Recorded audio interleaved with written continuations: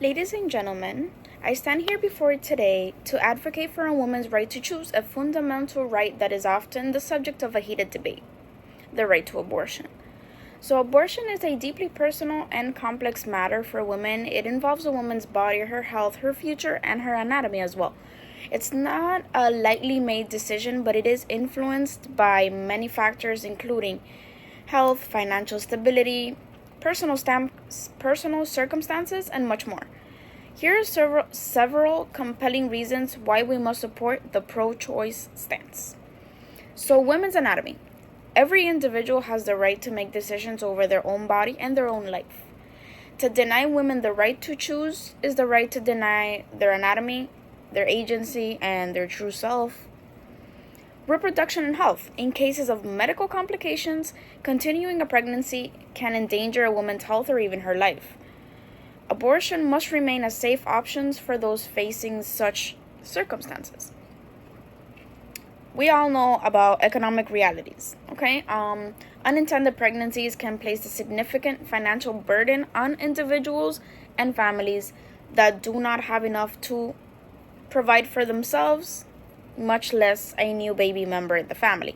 Choosing abortion in such cases can be a very responsible decision.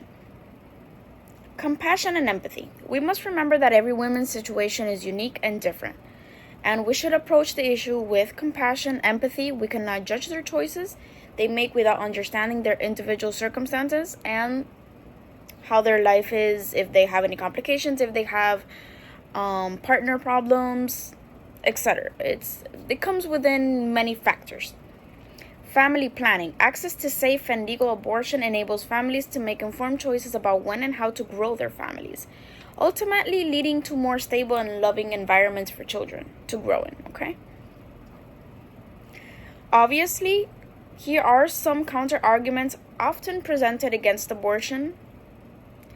Ethical and moral concerns. Many people have strong ethical or moral objections to abortion based on their religious beliefs or philosophical beliefs.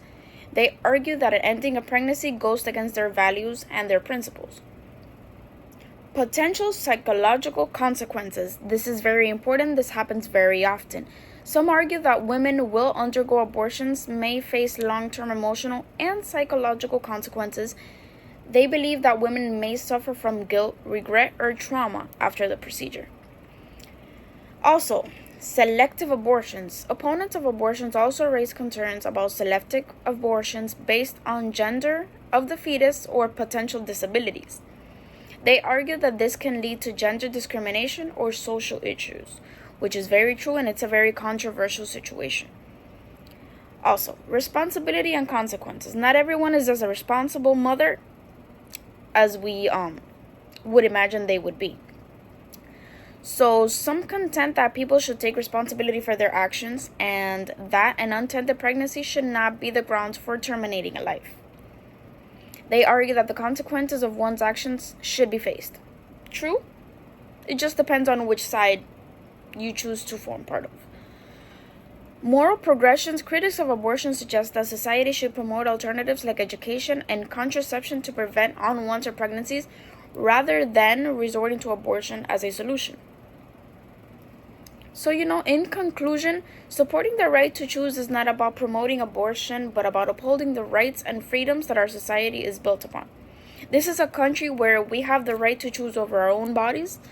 We have the freedom to make our own decisions. We're free. We have freedom of speech. We get to say and do what we think is best for ourselves. We shouldn't be deprived of that right, okay? It's about acknowledging the complexities of real-life situations and acknowledging women and allowing women the dignity and respect they deserve to make the best decision for their lives. Abortion is a deeply personal choice, and it should remain a safe and legal option for all women.